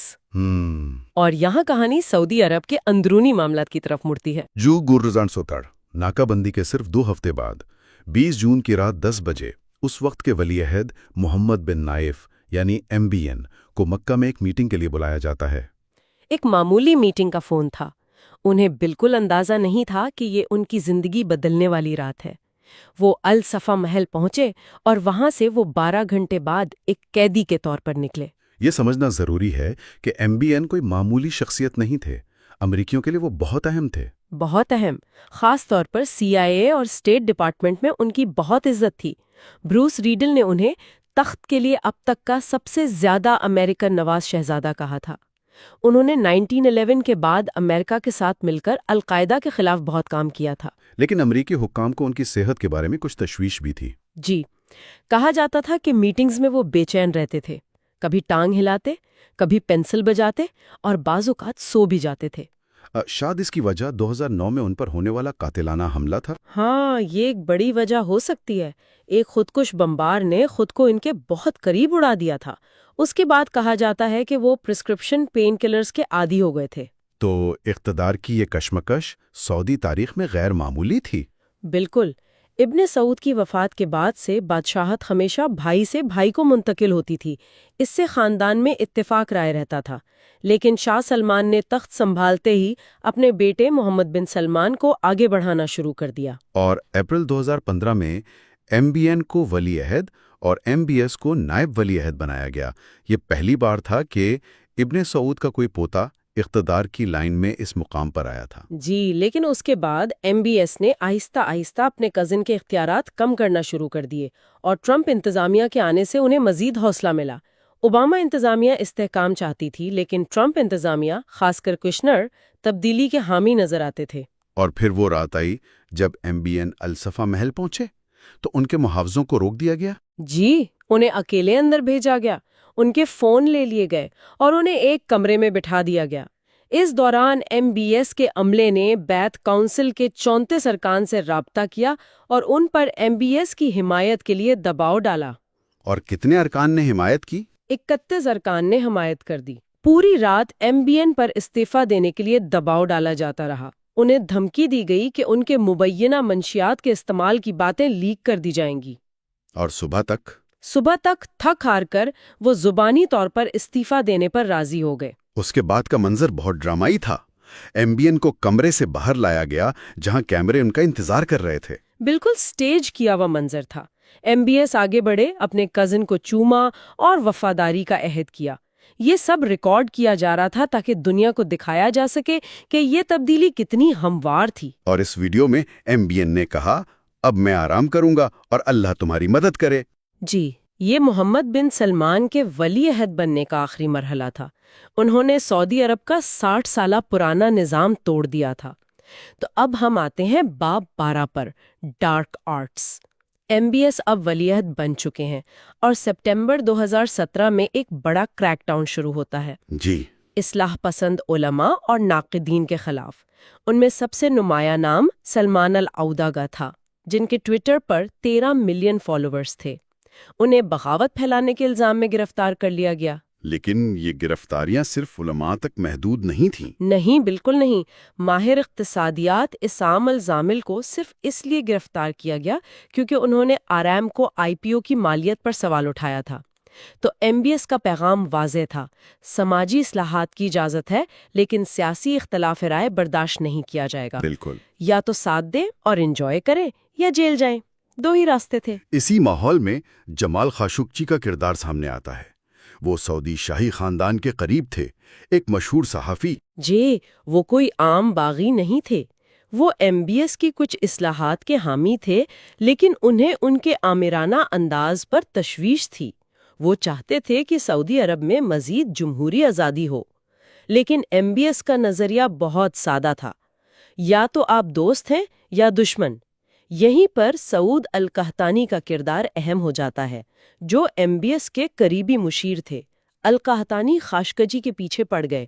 انہوں نے ٹویٹر پر فلائز یعنی باٹس کی ایک فوج بنائی جو MBS کے ناقدین پر حملہ کرتی تھی۔ اور انہوں نے خاشقجی پر لکھنے اور بولنے پر پابندی لگا دی۔ جی، جب خاشقجی نے امریکہ منتقل ہونے کا فیصلہ کیا تو القحطانی بہت غصے میں آئے۔ امریکہ جا کر خاشقجی نے ایک ایسا قدم اٹھایا جو شاہی خاندان کے لیے بہت بڑا خطرہ بن گیا۔ انہوں نے واشنگٹن پوسٹ کے لیے کالم لکھنا شروع کر دیا۔ ان کے پہلے کالم کا عنوان ہی سب کچھ بتا رہا تھا، سعودی Arabia wasn't always this repressive, now it's unbearable۔ یعنی سعودی عرب ہمیشہ اتنا جابر نہیں تھا، اب یہ ناقابل برداشت ہے۔ لیکن اس سے بھی زیادہ خطرناک بات یہ تھی کہ انہوں نے 9/11 حملوں کے متاثرین کے وکلا کے لیے کام کرنے والی ایک تفتیش کار سے رابطہ کیا۔ یہ ایک بہت بڑی ریڈ لائن عبور کرنے کے مترادف تھا، کیونکہ سعودی عرب پر 9/11 حملوں میں ملوث ہونے کے الزامات پر مقدمہ چل رہا تھا۔ خاشقجی اس کیس میں اہم معلومات دے سکتے تھے۔ اور انہوں نے اس تفتیش کار سے ملاقات میں کیا کہا؟ انہوں نے کہا، کیا میرا ملک انتہا پسندی کو برداشت کرنے اور اس کی حمایت کرنے کا ذمہ دار ہے؟ ہاں، اور انہیں اس کی ذمہ داری قبول کرنی چاہیے۔ اس دوران شاہی دربار سے انہیں فون بھی آتے رہے۔ القحطانی انہیں ابو صلاح کہہ کے پکارتے اور وطن واپس آنے کی پیشکش کرتے۔ جی، لیکن خاشقجی جانتے تھے کہ یہ ایک جال ہے۔ انہیں لگا کہ وہ خلیج سے باہر محفوظ ہیں، جو ان کی ایک المناک غلط فہمی ثابت ہوئی۔ یہ ہیں باب 13 سے صحرا میں ڈیورس۔ یہ اکتوبر 2017 کی بات ہے، ریاض میں ایک بہت بڑی کانفرنس ہو رہی تھی۔ جی، فیوچر انویسٹمنٹ انیشیٹو، لیکن سب اسے ڈیوورس ان دا ڈیزرٹ کہہ رہے تھے۔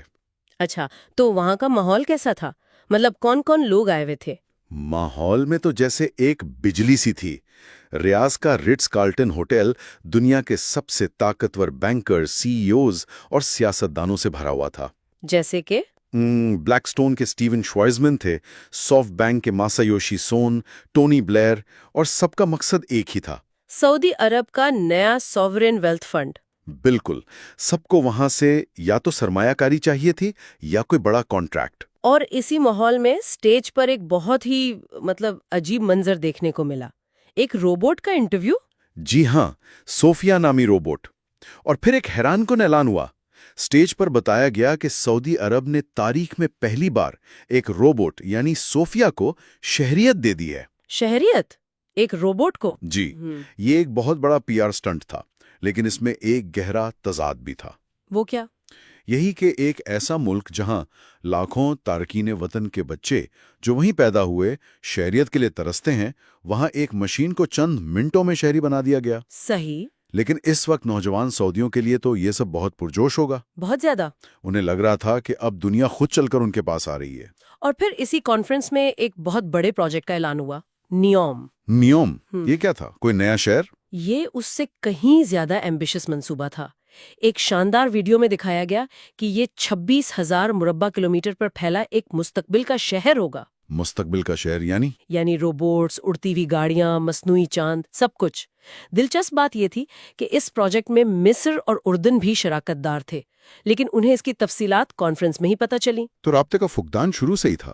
لیکن اس دن کی سب سے بڑی خبر تو محمد بن سلمان کی اپنی تقریر تھی۔ بالکل، انہوں نے کہا کہ وہ سعودی عرب کو اعتدال پسند، کھلے ذہن والے اسلام کی طرف واپس لے جائیں گے۔ اور پھر انہوں نے وہ تاریخی جملہ کہا، کون سا؟ ہم اپنی زندگی کے اگلے 30 سال انتہا پسندانہ نظریات سے نپٹنے میں ضائع نہیں کریں گے، ہم انہیں آج اور فوری طور پر تباہ کر دیں گے۔ واہ، یہ تو سعودی مذہبی اسٹیبلشمنٹ کے لیے ایک بڑا چیلنج تھا۔ اور اس نے دنیا بھر میں سرخیاں بنائی۔ لیکن یہ سب تو وہ تھا جو دکھایا جا رہا تھا، پردے کے پیچھے کئی مسائل تھے۔ اچھا، جیسے کہ؟ اصل میں آرامکو کی آئی پی او کا منصوبہ سست روی کا شکار تھا۔ خاص طور پر نیو یارک میں لسٹنگ بہت خطرناک تھی، کیونکہ ایک نئے امریکی قانون کی وجہ سے 1911 کے متاثرین سعودی حکومت کے اثاثوں پر مقدمہ کر سکتے تھے۔ اور نیوم کا کیا حال تھا زمین پر؟ زمین پر تو بس چند محل بن رہے تھے جنہیں بن لادن گروپ بنا رہا تھا۔ مطلب منصوبہ بھی بہت بے ترتیب تھا۔ اور کانفرنس میں کچھ عجیب و غریب لمحات بھی پیش آئے۔ سافٹ بینک کے سی ای او والی بات کیا تھی؟ ہاں، ماسایوشی سون جوش میں آ کر کہہ گئے کہ ہم 2 اور مکہ بنائیں گے۔ کیا؟ جی، محمد بن سلمان کو فوراً بات سنبھالنی پڑی اور وضاحت کرنی پڑی کہ ان کا مطلب نئے اٹریکشن سینٹرز ہیں۔ یہ تو بہت بڑی غلطی ہو سکتی تھی۔ اور وہ ہالی ووڈ ایجنٹ ایری ایمینوئل والی ڈیل؟ وہ تو اور بھی حیران کن ہے۔ ایری ایمینوئل نے اپنی کمپنی انڈیور کے لیے $400 ملین کی سرمایہ کاری صرف 7 منٹ کی میٹنگ میں منظور کروا لی۔ صرف 7 منٹ میں؟ جی، اور جب محمد بن سلمان نے بدلے میں بورڈ سیٹ مانگی تو انہوں نے صاف انکار بھی کر دیا۔ اس کے باوجود ڈیل ہو گئی۔ تو کانفرنس بڑے وعدوں کے ساتھ ختم ہوئی، لیکن ایک تشویش کی لہر بھی تھی۔ آپ نے بتایا کہ وزیر عادل فقیر بہت پریشان نظر آئے۔ جی، اور وہ آخری موقع تھا جب انہیں عوامی سطح پر دیکھا گیا۔ ان کا غائب ہونا اس طوفان کا پہلا اشارہ تھا جو آنے والا تھا۔ اور اسی اشارے کے بعد آتا ہے باب 14، شیک ڈاؤن۔ یہ طوفان کانفرنس کے چند دن بعد ہی آ گیا۔ بالکل، 4 نومبر 2017 کو، چند دن پہلے جہاں دنیا کے امیر ترین لوگ جمع تھے، وہی رٹز کارلٹن ہوٹل اب دنیا کی سب سے پرتعیش جیل بن چکا تھا۔ ایک جیل؟ جی ہاں، سینکڑوں شہزادوں، وزراء اور کھرب پتی تاجروں کو وہاں قید کر دیا گیا۔ نجی جیٹ ٹرمینلز بند اور 380 سے زائد لوگوں کے بینک اکاؤنٹس منجمد۔ محمد بن سلمان نے خود اسے کیا کہا؟ کوئی جسٹیفیکیشن دی اس کی؟ بعد میں ایک انٹرویو میں انہوں نے اسے کیمو تھراپی قرار دیا۔ کہا کہ جب کینسر پورے جسم میں پھیل جائے تو آپ کو کیمو کا ایک جھٹکا دینا پڑتا ہے۔ اچھا، تو یہ صرف کاروباری لوگ نہیں تھے بلکہ شاہی خاندان کے سب سے طاقتور لوگ بھی زد میں آ گئے؟ جی ہاں، اور یہی سب سے بڑا پیغام تھا کہ کوئی بھی قانون سے بالاتر نہیں۔ اہم قیدیوں میں سے ایک ترکی بن عبداللہ تھے، سابق بادشاہ عبداللہ کے بیٹے۔ ان پر الزام کیا تھا؟ سرکاری طور پر تو ریاض میٹرو منصوبے میں کرپشن کا، لیکن ذرائع کے مطابق اصل وجہ یہ تھی کہ وہ محمد بن سلمان کے خلاف بغاوت کی سازش کر رہے تھے۔ اور ان کے ساتھ سلوک کیسا رہا؟ بہت سختی کی گئی۔ ان کے ایک مشیر جنرل علی القحطانی مبینہ طور پر دوران تفتیش تشدد سے ہلاک ہو گئے۔ اوہ، اور ان کے بھائی موتب بن عبداللہ، وہ تو نیشنل گارڈ کے سربراہ تھے، وہ بھی گرفتار ہوئے، لیکن انہوں نے جلد ہی سمجھوتا کر لیا۔ ان کا پیغام تھا، میرے پیسے لے لو اور مجھے جانے دو۔ مغرب میں سب سے زیادہ مشہور قیدی تو شاید الولید بن طلال تھے۔ بلا شبہ ان کی گرفتاری نے مغرب کو سب سے زیادہ چونکایا۔ کئی ہفتوں کی قید اور اربوں ڈالر کے سمجھوتے کے بعد انہیں رہا کیا گیا۔ تو یہ صرف کرپشن کے خلاف مہم نہیں تھی، یہ ایک بڑی پاور کنسولیڈیشن موو تھی، ہے نا؟ یقیناً تمام ممکنہ حریفوں کو راستے سے ہٹانا اس آپریشن کا حتمی نتیجہ یہی تھا۔ اور انہوں نے اپنی پوزیشن کیسے مضبوط کی؟ محمد بن سلمان نے اپنے بچپن کے دوستوں کو نیشنل گارڈ اور وزارت داخلہ جیسے اہم اداروں کا سربراہ مقرر کیا، اور سعودی تاریخ میں پہلی بار ایسا ہوا کہ ملک کی تینوں مسلح افواج، یعنی فوج، پولیس اور نیشنل گارڈ، جی تینوں ایک ہی شہزادے کے کنٹرول میں آ گئی۔ یہ نیشنل گارڈ اتنی اہم کیوں ہے؟ دیکھیں، نیشنل گارڈ روایتی طور پر شاہی خاندان کی حفاظت کے لیے ایک الگ طاقتور فوج رہی ہے۔ اس پر کنٹرول کا مطلب تھا کہ اب بغاوت کا کوئی اندرونی خطرہ بھی باقی نہیں رہا تھا۔ اس سب پر سعودی عرب کے اندر لوگوں کا کیا رد عمل تھا؟ بہت ملا جلا۔ مغربی دنیا نے اسے قانون کی خلاف ورزی اور طاقت پر قبضہ قرار دیا، لیکن سعودی عرب کے اندر بہت سے عام لوگوں نے اس کی بھرپور حمایت کی۔ اچھا، وہ کیوں؟ انہیں لگا کہ آخرکار ان بدعنوان امیروں سے حساب لیا جا رہا ہے جو سالوں سے ملک کی دولت لوٹ رہے تھے۔ یہاں تک کہ ملک کے سب سے بڑے مذہبی ادارے علماء کی کونسل نے بھی اس کی حمایت کر دی۔ طاقت کے اس کھیل میں اب ہم آتے ہیں باب 15 پر، اغوا شدہ وزیر اعظم۔ یہ تو سیدھا سیدھا ایک انٹرنیشنل بحران تھا۔ جی، رٹز کارلٹن کی کارروائی کے بیچ میں ہی یہ ڈرامائی واقعہ پیش آیا۔ لبنان کے وزیر اعظم سعد حریری کو ریاض طلب کیا گیا، حراست میں لیا گیا اور سعودی ٹی وی پر استعفیٰ دینے پر مجبور کیا گیا۔ لیکن محمد بن سلمان ان سے اتنے ناراض کیوں تھے؟ اس کی جڑیں گہری تھیں۔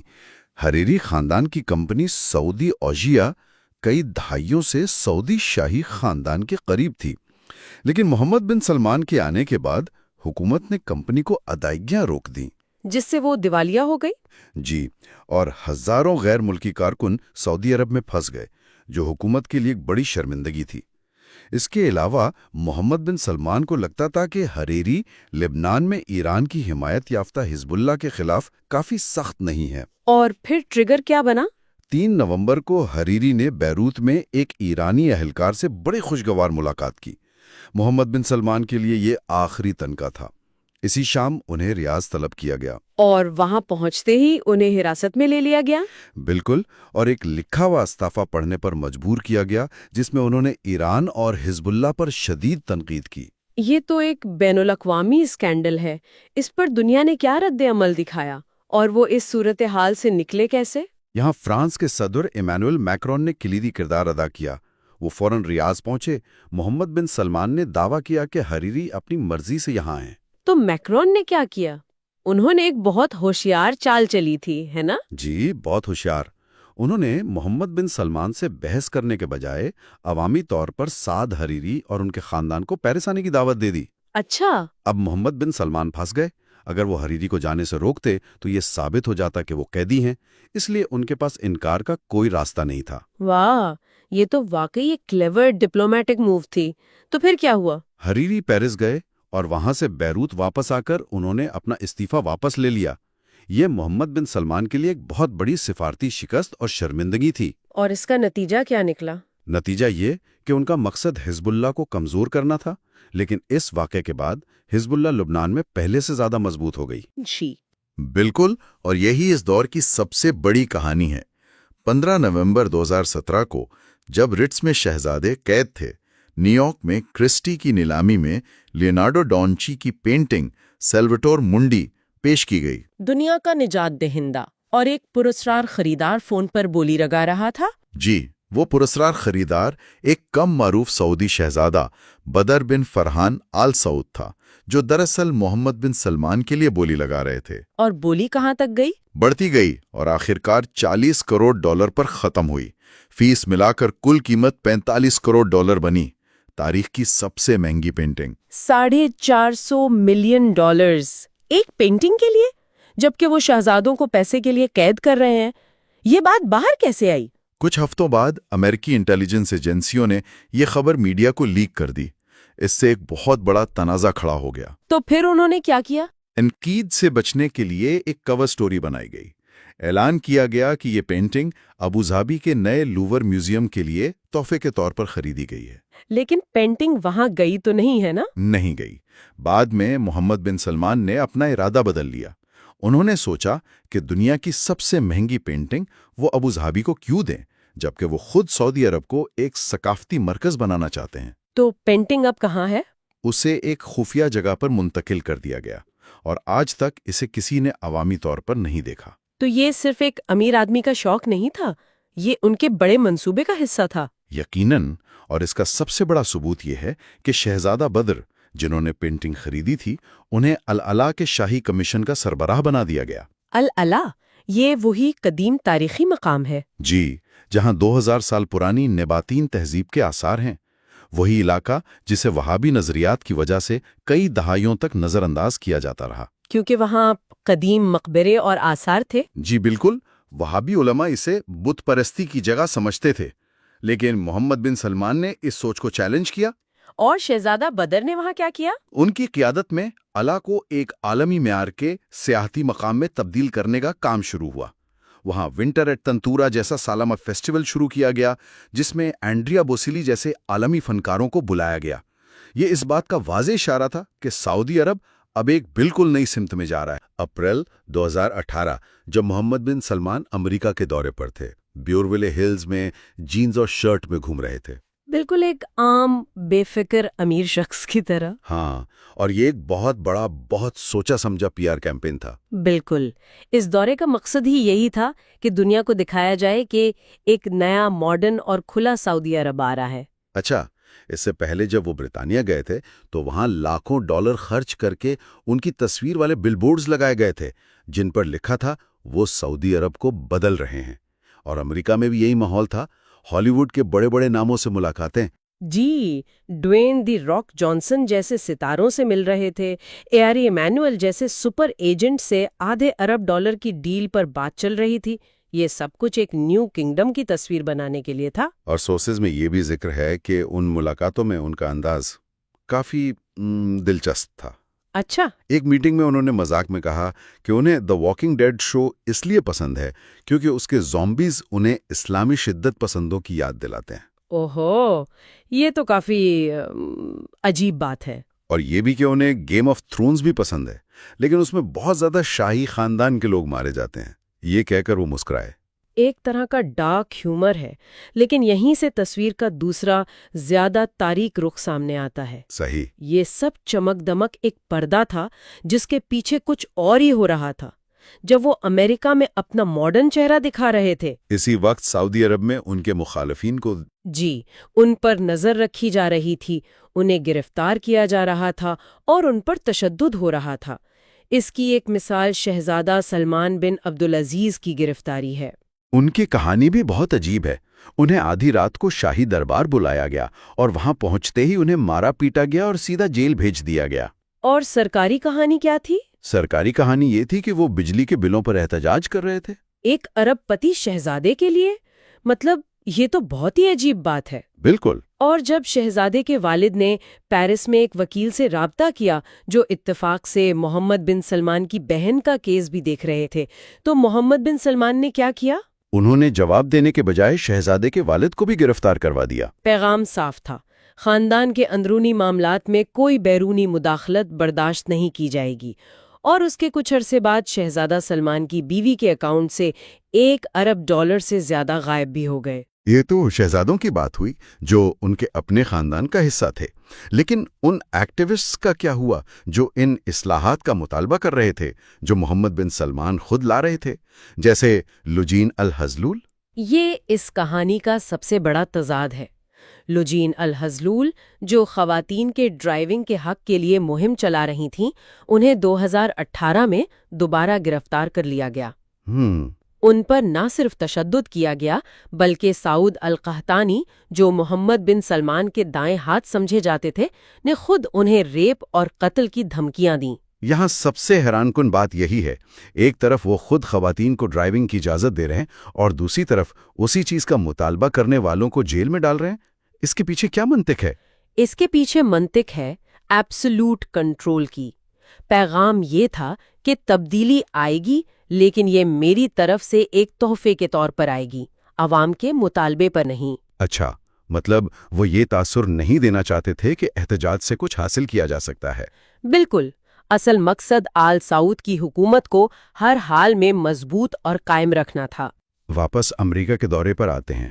وائٹ ہاؤس میں ایک بہت عجیب لمحہ تھا جب ڈونلڈ ٹرمپ نے ایک پوسٹر دکھایا۔ جی، ہتھیاروں کی تفصیلات والا۔ ہاں، اور ٹرمپ نے کہا یہ تو آپ کے لیے معمولی رقم ہے، یعنی پینٹس فار یو۔ اس بات پر محمد بن سلمان کو بہت غصہ آیا۔ وہ خود کو ایک انویسٹر کے طور پر پیش کر رہے تھے اور امریکیوں نے صرف ایک گاہک کے طور پر دیکھ رہے تھے۔ اور اسی لیے یہ دورہ ایک طرح سے ناکام بھی رہا ہے نا؟ جی، وہ امریکہ سے بڑی سرمایہ کاری حاصل کرنے گئے تھے لیکن آخر میں انہیں خود $20 ارب کی سعودی سرمایہ کاری کا وعدہ کرنا پڑا۔ تو مین آف دا ایئر کا امیج تھا لیکن اس کی قیمت بہت زیادہ تھی۔ تو یہ کیئرفلی کرافٹڈ امیج تھا، لیکن پھر اکتوبر 2018 میں استنبول میں ایک ایسا واقعہ پیش آیا جس نے اس امیج کو چکنا چور کر دیا اور ایک بہت ہی تاریک پہلو کو سامنے لایا۔ کتاب اس باب کو کولڈ بلڈ کہتی ہے۔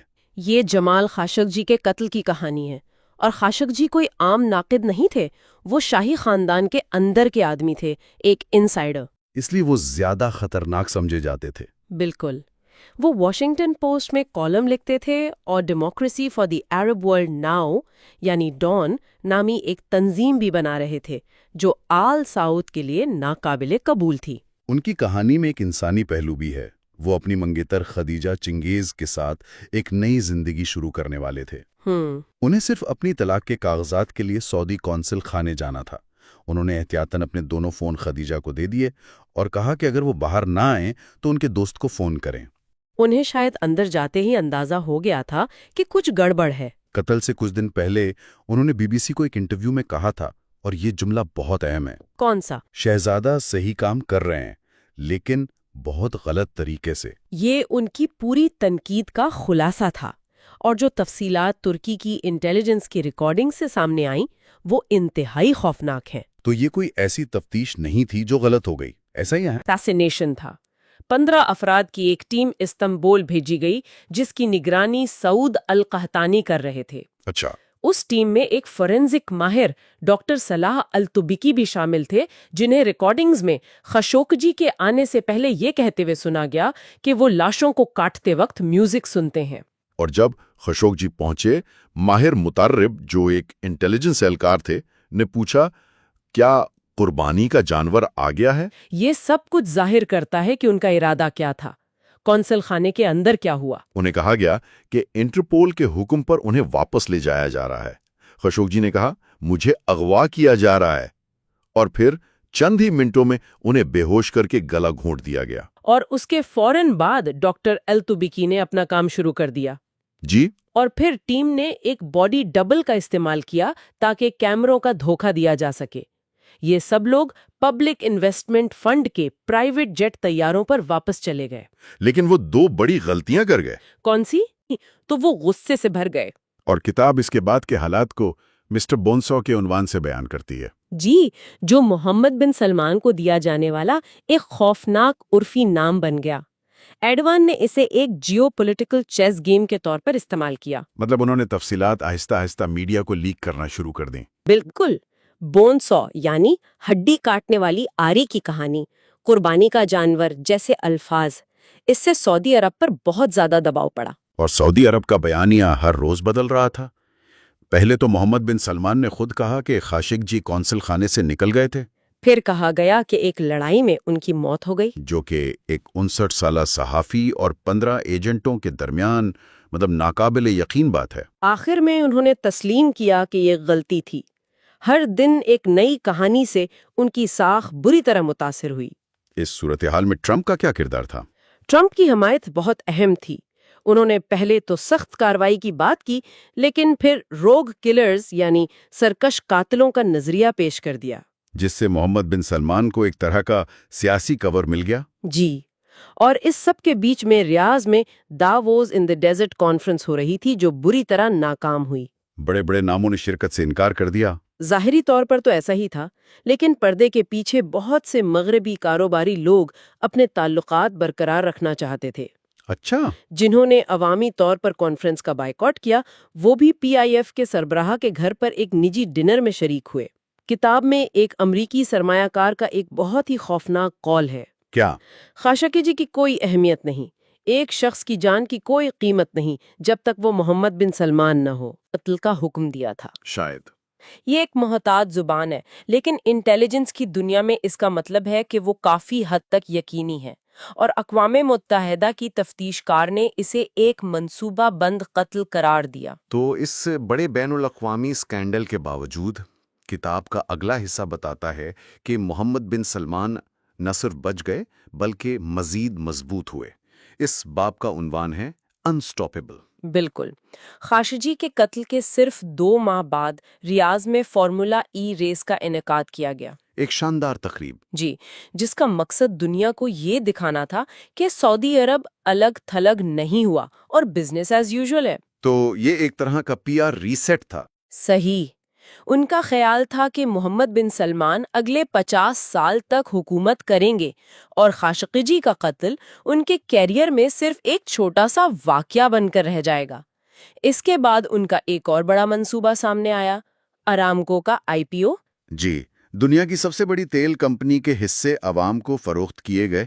عالمی سطح پر لسٹنگ کا منصوبہ تو کامیاب نہیں ہوا، لیکن انہوں نے اسے سعودی اسٹاک ایکسچینج پر ہی لسٹ کیا، اور یہ تاریخ کا سب سے بڑا IPO ثابت ہوا۔ بالکل، جس سے $25.6 بلین اکٹھے ہوئے۔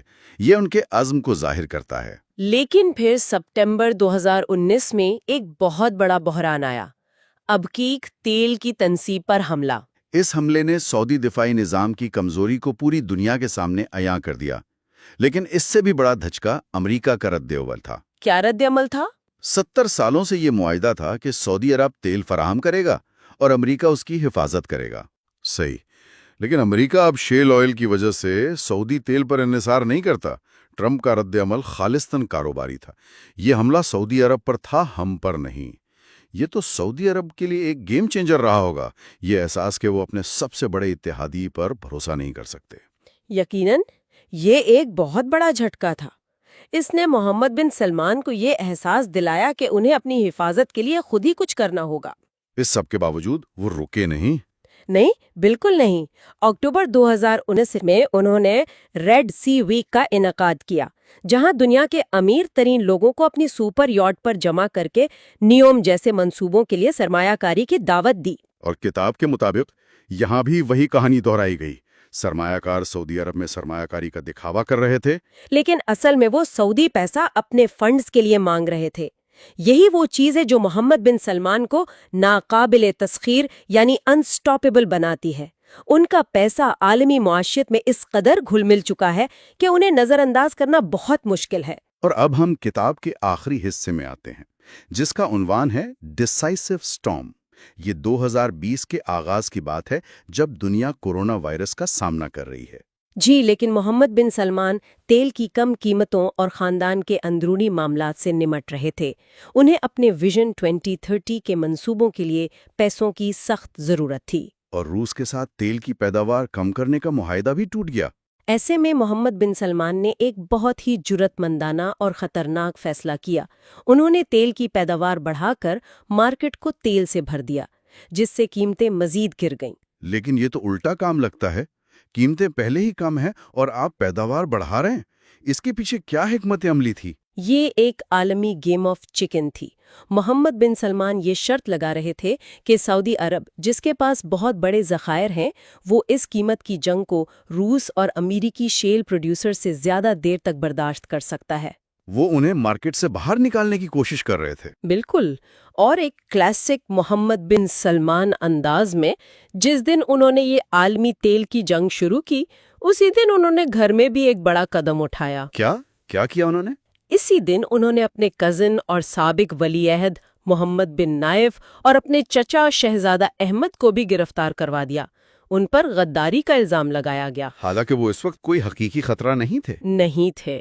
یہ ایک ہی وقت میں دو محاذوں پر ایک بڑا خطرناک فیصلہ تھا، جس کا مقصد ہر حال میں اپنی پوزیشن کو مضبوط کرنا تھا۔ کتاب کا اختتام اس بات پر ہوتا ہے کہ کرونا کی وبا نے ان کے 2020 کے بہت سے منصوبوں پر پانی پھیر دیا۔ جی، لیکن اس وبا نے دنیا بھر میں آمرانہ رہنماؤں کو مزید مضبوط ہونے کا موقع بھی فراہم کیا، اور محمد بن سلمان اس نئے دور میں بالکل فٹ بیٹھتے ہیں۔ تو کہانی ابھی ختم نہیں ہوئی؟ بالکل نہیں۔ کتاب کا اختتام اس تصویر پر ہوتا ہے کہ وہ نیوم میں اپنے محل میں مستقبل کی منصوبہ بندی کر رہے ہیں۔ ان کی ٹیم انہیں کہتی ہے کہ ان کی میراث کا فیصلہ آنے والی دہائیوں میں ہوگا۔ وہ ابھی بادشاہ بھی نہیں بنے۔ تو خلاصہ یہ ہے کہ یہ کتاب ایک ایسے حکمران کی تصویر پیش کرتی ہے جو بے وقت ایک مصلح بھی ہے اور ایک آمر بھی۔ جی، اس کتاب کا مرکزی خیال یہی دوہراپن ہے، یہ ڈیویلٹی۔ ایک طرف سنیما گھر، کانسرٹس، خواتین کو ڈرائیونگ کی اجازت جیسی سماجی اصلاحات ہیں، اور دوسری طرف انہی اصلاحات کا مطالبہ کرنے والے کارکنوں کی قید، خاشقجی کا قتل اور رٹس کارلٹن میں ہونے والی کارروائی۔ یہ سب کچھ ان کی شرائط پر ہونے والی اصلاحات ہیں، جن کا حتمی مقصد جمہوریت لانا نہیں، بلکہ آل ساؤتھ کی حکومت کو اگلی نسل کے لیے محفوظ بنانا ہے۔ آخر میں سننے والوں کے لیے ایک سوچ چھوڑ جاتے ہیں۔ کتاب کا اختتام محمد بن سلمان کے 50 سالہ ویژن پر ہوتا ہے۔